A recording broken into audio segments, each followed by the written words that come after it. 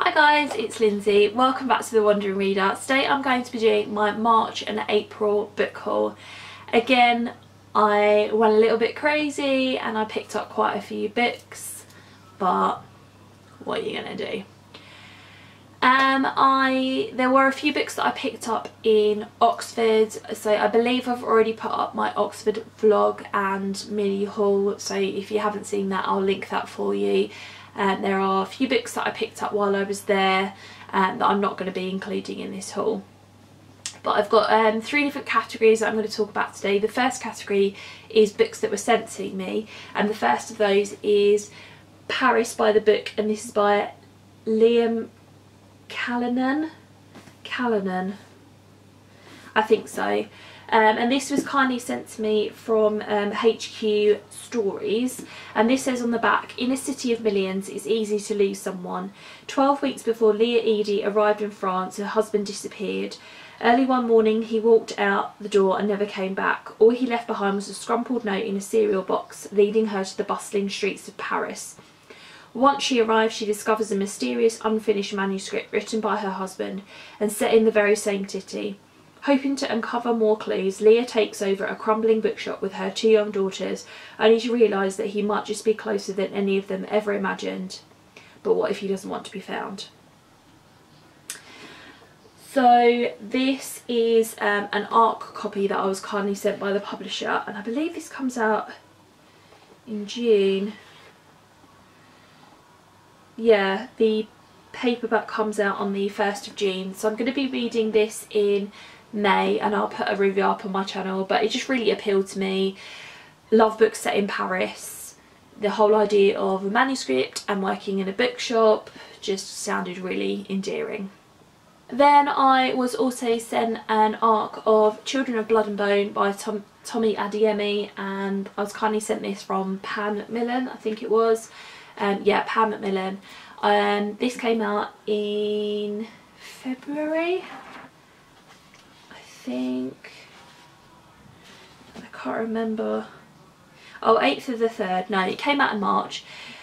I've already done a full review of this on my channel, so I'll link that for you. I really enjoyed it. This is a YA fantasy novel that is inspired by West African mythology and folklore, and yeah, it was just really interesting and a really good story. The last book I was kindly sent from George over at Fuel the Blog. I will leave a link to her blog down below, and she sent me Those Girls, and this is by Chevy Stevens. She put a picture up on her Instagram, sort of said, "I'm getting rid of these and I'll send them to anybody who wants them." And the name Chevy Stevens sort of rung a bell as being an author that writes, I think, thrillers and mystery stories, but I'd never read anything by her before, so I asked her this one and George kindly sent it to me. And this one says, "Life has never been easy for the three Campbell sisters, but Jess, Courtney and Danny are focused on working hard and staying out of the way of their father's temper. One night a fight gets out of hand and the sisters are forced to go on the run. As events spiral out of control, they are left with no choice but to change their names and create new lives. 18 years later, they're still trying to forget what happened to them. But when one of the sisters goes missing, followed closely by her niece, they're pulled back into the past, and this time there's nowhere left to run." It's kind of given me the Roanoke Girls vibes, but also the Grave Tender vibes as well. So I think that'll be quite dark, but I'll really enjoy it as well. This next set of books I bought brand new from various different places. The first of those is The Lion Game, and this is by Ruth Ware. This is her third novel. Don't really know anything about it, but it's a thriller, so I kind of like to go into those blind. I've read The Woman in Cabin 10, so now I have all three of her novels, so I need to read the other two. And obviously I talked about the fourth one that's coming out, I think, in June in my new Book Buzz video. So yeah, I really do need to get around now to reading these ones. I also picked up Why I'm No Longer Talking to White People About Race, and this is by Rennie Edo Lodge, and I've heard lots of people talk about this on BookTube, and I found it in my local supermarket for cheap, so I thought I would pick it up So this says on the back, the book that sparked a national conversation, exploring everything from eradicated black history to the inextricable link between class and race. Why I'm no longer talking to white people about race is the essential handbook for anyone who wants to understand race relations in Britain today. So I think that's going to be really educational and open my eyes up to a lot of things, and I'm looking forward to giving that one a go. I also bought Bring Me Back, and this is by B.A. Paris. This is her I think, third thriller novel. I read Behind Her Eyes, was it called?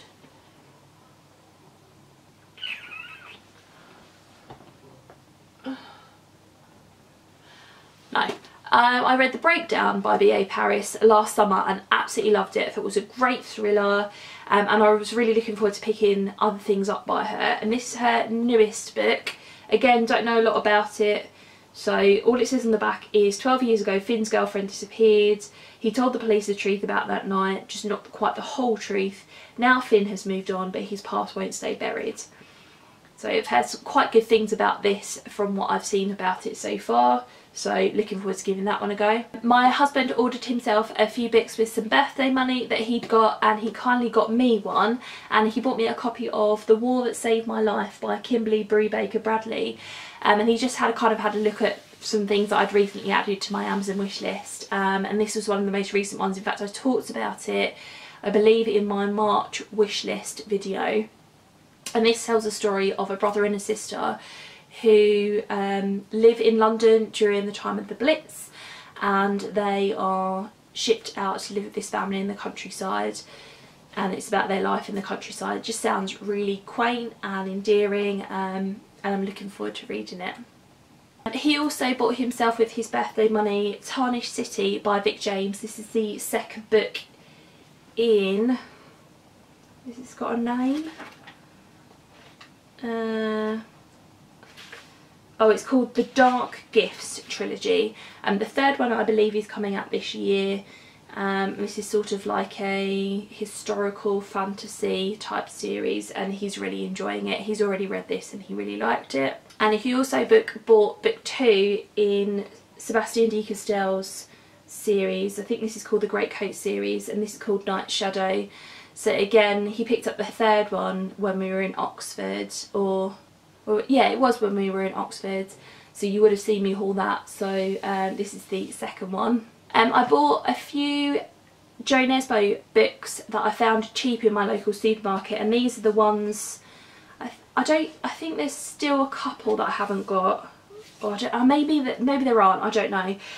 But these are the next ones in the Harry Hole series that I need to read. So I finished reading The Snowman. Oh no, I don't have the Leopard. Yeah, so I still need to buy the Leopard. I finished reading The Snowman, and then the Leopard is after that, and then we've got Phantom, we've got Police, and then we've got The Thirst. So I need to buy the Leopard, so I can't carry on with this series yet, because I don't think you have to read them in order, but I like reading them in order. But these were half the price I would normally pay in a bookshop like Waterstones in my local supermarket, so I couldn't resist buying those. And I also picked up a copy of The Woman in the Window by A.J. Finn. This is another psychological thriller that has just recently come out, and this is, I believe, about a woman who has agoraphobia, I think, and she spends all her life indoors, and then she sort of is always looking at what her neighbours are doing outside of her window, and then she sees something that she's not really supposed to see. And that is a very similar sort of premise to The Girl on the Train by Paula Hawkins. I've heard mostly good things about this, although I have heard a couple of people say that they didn't enjoy it as much, but I love me a thriller, so this was really cheap in my local supermarket too, so I bought that. And all of the rest of the books that I've got to show you are all charity bookshop finds. The first of those is The Lifeboat, and this is by Charlotte Rogan, and I believe this was in another book wish list of mine, but a while ago now, maybe in November or December. And this basically tells the story of these people that are on a ship that's crossing, I think, the Atlantic, Yeah, it's en route to New York City, so I think it's crossing the Atlantic. It's 1914, so Europe is on the brink of war. And there's this mysterious explosion on this ship when they're crossing the ocean, and the ship sinks. And then there are these survivors that are on a lifeboat, and I believe the survivors come from all different walks of life. And it's about how they interact with each other on this lifeboat, basically. So I think that sounds really interesting. It's kind of giving me Life of Pi vibes, but not with the Bengal tiger that he has to wrestle. But yeah, I'm really glad that I saw this and picked it up. Then I have here Hagseed by Margaret Atwood. This is basically, it looks to me like a brand new copy of it. This is part of the Hogarth Shakespeare series, and it's a retelling of The Tempest, and that's basically all I know about it. But I have enjoyed, well, I've read New Boy by Tracy Chevalier, which is a retelling of Othello, and I quite enjoyed that, and I do like the idea of contemporary retellings. So yeah, that one. I also have here Coptown. This is by Karen Slaughter. This is another one of her standalone novels, and Lisa from Books and Smiles recently read this and quite enjoyed it. She's trying to make her way through all of Karen Slaughter's books, and she mostly writes in series. So I think there's like a Will Trent series, I think that's what it's called, and then there's another series that she's written. And like I've said before, like I like reading things in order, but this is a standalone, so I kind of jumped on getting that one. And then I have Unbroken, and this is by Laura Hillenbrand, and this is another one I think I mentioned on a wish list of mine. This says on the back, in 1943 a bomber crashes into the Pacific Ocean. Against all odds, one young lieutenant survives. Louis Zamperini has already transformed himself from child delinquent to prodigious athlete, running the Berlin Olympics. Now he must embark on one of the Second World War's most extraordinary odysseys. Zamperini faces thousands of miles of open ocean on a failing raft. Beyond lie only greater trials in Japan's prisoner of war camps. Driven to the limits of endurance, Zamperini's destiny, whether triumph or tragedy, depends on the strength of his will. And this has been made into a movie, and this is the movie edition of it. But I think it was Vicky from Chapter 32 who recommended this in sort of like a non-fiction recommendations video a while ago, and that just sounds so interesting. So yeah, really glad that I saw that. This was probably the find of all of the charity books that I picked up recently. It is The Girl in the Tower by Catherine Arden. This is a brand new hardback edition of the second book in the Bear and the Nightingale series, and I think I paid, I think no more than £2 for it, and it's a £12.99 book. I was just utterly astonished to see it in there. And The Bear and the Nightingale I hauled quite recently, and that's like a Russian sort of fairy tale inspired fantasy novel, and this is the second one. It's just recently come out, I think in February or something like that. So yeah, shocked to see it, had to get it. Then I have here Ink, and this is by Alice Broadway, and whenever I saw this in Waterstones I was always so intrigued by the cover. So it's got this kind of gold foiled cover with all of these really intricate designs on it. And this says basically, there are no secrets in Saintstone. Imagine a world where your every action, your every deed is marked on your skin for all to see. And Leora has something to hide. Ink is a story about love, loyalty and the desire to live forever. It's a tale that gets under your skin. And I didn't know this was part of a series, but the second book has just come out. It's got like a red cover to it as opposed to this goldy orangey colour. I think it might be called something called Spark, but I don't remember off the top of my head. But yeah, I just always was really intrigued by the cover and that sort of idea of when you do something wrong it shows on your skin. So yeah, had to pick that up. I have here The Help, and this is by Catherine Stockett. I've read this already and I just can't believe that I don't have a copy of it on my shelf. It's a favourite book of mine and I've been looking for a copy of it for a while, but obviously I wanted to buy a new sort of nice looking copy of it. And I found one. This is basically brand new. There's one page that's turned over, which I'll have to unturn now. Yeah, I really hate that, but there we go. Yeah, and this is just a great book. If you haven't read this, you really need to. I also found The Shadow Sister, and this is by Lucinda Riley. This is the third book in the Seven Sisters series. I read book 1 last year. Yeah, I think I read it last year. It was towards the end of the year, I think. Really liked it. I picked up a copy of the second one. This is a copy of the third book. The fourth book is called The Pearl Sister, and that has just recently been published. This is basically a new copy of it. The only thing is that the spine is slightly cracked on it, but I don't think you can help that with it being so big a book, basically.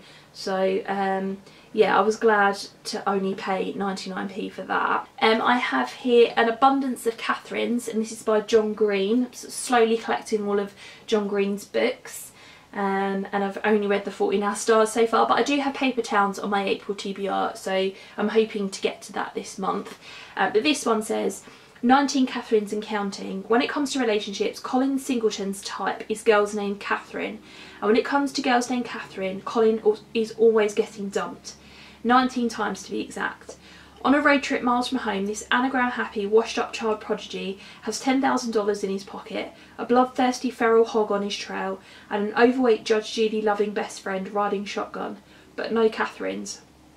Colin is on a mission to prove the theorem of underlying Catherine predictability, which he hopes will predict the future of any relationship, avenge dumpies everywhere, and finally win him the girl. That sounds kind of really sweet and endearing, so there's that. I also found, and I just had to buy this for nostalgic reasons, this is the first book in the Babysitters Club series. It's called Christie's Great Idea by Anne M. Martin. And if you've watched some of my earlier videos, and I can't remember which video it was, basically I talked about books that I enjoyed as growing up as a child, and the Babysitters Club was one of those series, and I used to own quite a lot of them, and then I'd get some of them out from the library, and this was the first one, and I just saw it, and I mean, there's nothing wrong with it, basically. It's a little bit beat up, but I just saw it and I had to buy it, and I don't know whether I'll reread it, but I think I would just like to have it on my shelf for nostalgic reasons. Last two here. Firstly, I have The Bookseller of Kabul, and this is by Asni Searstad. Probably pronouncing that wrong, so I apologise. This says on the back, for more than 20 years, Sultan Khan defied the authorities to supply books to the people of Kabul. He was arrested, interrogated and imprisoned, and watched illiterate soldiers burn piles of his books in the street. In spring 2002, award-winning journalist Asni Searstad spent 4 months living with the bookseller and his family. As Searstad steps back from the page and lets the Khans tell their stories, we learn of proposals and marriages, hope and fear, crime and punishment. The result is a unique portrait of a family and a country. This is non-fiction, which I don't think I really realised when I picked this up. But the whole thing about books and having a bookshop and, my God, burning books, that makes me feel sick. But I think this will be really interesting to read. And then lastly, I have this massive edition of Touch by Claire North. I own another one of Claire North's books. Is it The Sudden Appearance of Hope, or The Sudden Appearance of Hope? I've not read it yet, but I've heard quite good things about Claire North's writing. So this says, he tried to take my life, instead I took his. It was a long time ago, I remember it was dark and I didn't see my killer until it was too late. As I died, my hand touched his. That's when the first switch took place. Suddenly I was looking through the eyes of my killer and I was watching myself die. Now switching is easy. I can jump from body to body, have any life, be anyone. Some people touch lives, others take them. I do both. That sounds really intriguing. Just from the fact that we're going to be reading from the point of view of a killer. Somebody who's got some sort of weird sort of power. So yeah, So there we go guys, they were all of the books that I picked up in March and April. I'm not including library books in this video. I'm going to do a separate video maybe in a couple of weeks time just about books that I have out from the library currently, just to keep you guys updated on that. But yeah, quite a stack of books. I think I'm also going to do a video soon just where I do a bit of a spring clean and unhaul from my shelves. I think going to the library recently has made me realise that I don't really need to necessarily own all these things in order to read them.